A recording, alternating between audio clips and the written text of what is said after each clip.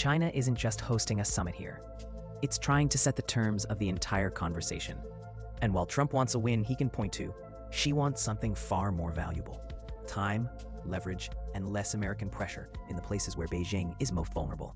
This meeting in Beijing is about a lot more than handshakes and banquet photos.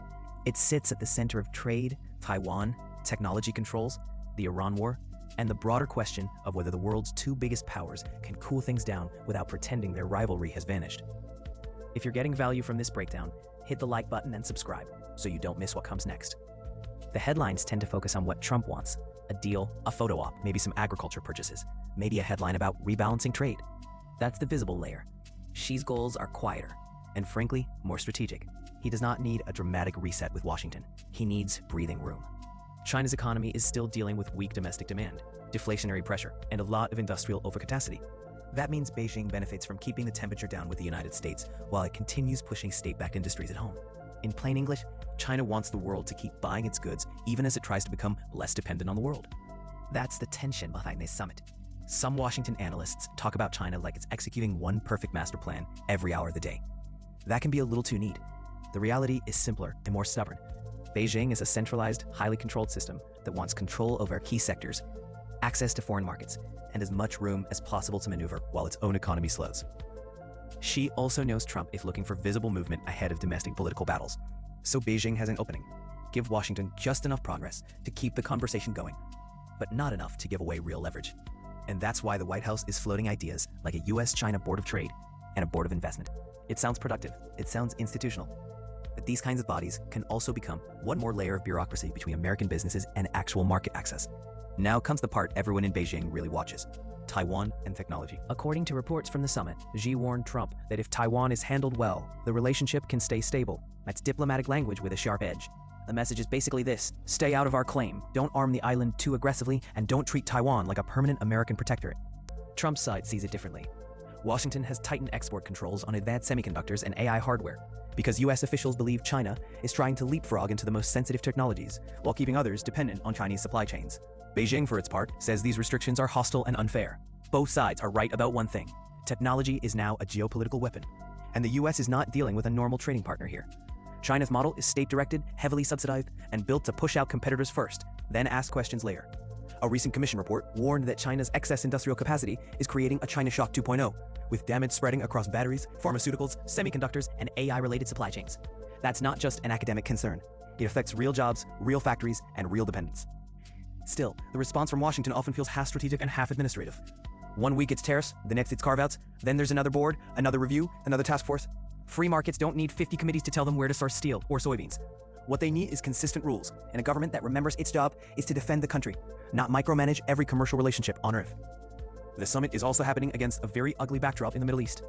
As Trump sat down with Xi, reports came in of a seized vessel near the UAE and another cargo ship sinking after an attack near Oman. The Strait of Hormuz is once again doing what it always does when tensions spike, reminding everyone that a narrow waterway can rattle the entire global economy. That matters because China is one of Iran's biggest oil customers, and Beijing knows Washington is under pressure whenever energy prices move.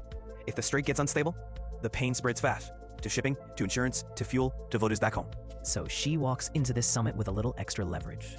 Not because China caused the crisis directly, but because Beijing can sit back while America gets pulled into yet another regional mess. That's the hard reality of great power diplomacy. When Washington is juggling the Middle East, Taiwan, trade, and domestic politics all at once, Beijing doesn't have to win every round. It only has to avoid losing. There's also a curious pattern here. China talks about stability, but it rarely steps in as a real mediator when things get dangerous.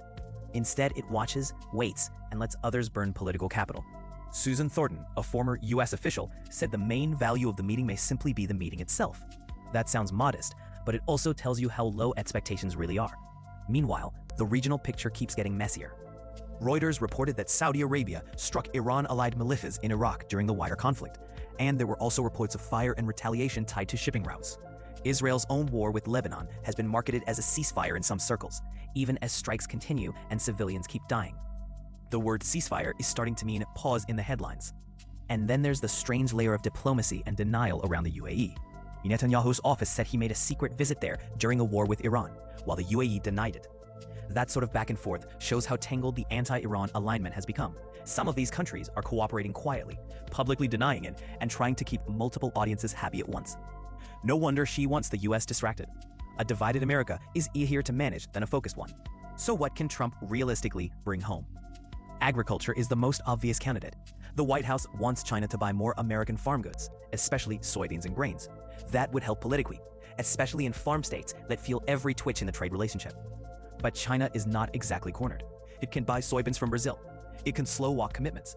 It can offer smaller, symbolic purchases in sectors like corn, sorghum, wheat, beef, and poultry while keeping the larger structure unchanged. That's why farmers and traders are watching carefully. A real deal would mean more than a ceremonial purchase order.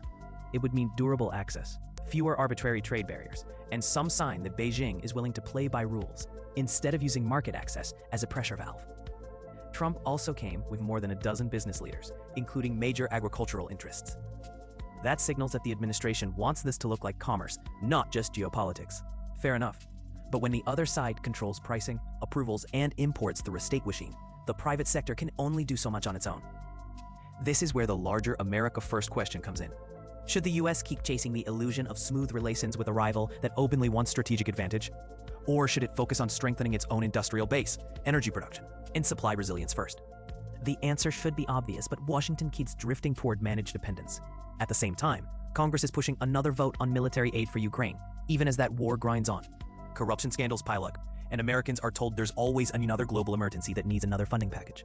That's the pattern. Endless commitments abroad, endless costs at home. If there's a libertarian lesson in all this, it's that governments are very good at creating obligations and very bad at admitting limits. That's why the most likely outcome here is not a grand bargain. It's a pause. Both sides want the relationship stable enough to avoid a crisis, but neither side wants to give up the deeper fight. Xi wants time to manage a slowing economy, then preserve China's strategic position. Trump wants headlines, leverage, and concrete wins he can sell as proof that pressure works. Human rights? Important, probably not central in these talks. Chinese pastors, dissidents, and imprisoned critics are not the kind of issue that usually gets priority in a summit built around trade and geopolitical stabilization. Still, if Washington forgets those people entirely, it sends a pretty grim message about what matters and what doesn't. At the end of the day, this is a summit about leverage. Who has it, who's pretending to have it, and who is trying to buy more of it with a photo, a deal, or a delay. Xi wants stability, but on China's terms, not America's. Trump wants visible wins, especially on trade and agriculture. Taiwan and technology remain the deepest fault lines. The Iran conflict gives Beijing extra room to maneuver because Washington is distracted. And the most likely outcome is not a breakthrough. It's a temporary calm that leaves the core rivalry untouched. So the real question is simple. Is this summit a reset, a stall, or just another round in a rivalry neither side can afford to lose? Drop your take in the comments. If you enjoy this breakdown, like the video, subscribe, and stay tuned for more straight talk on the stories that shape the world without the usual spin.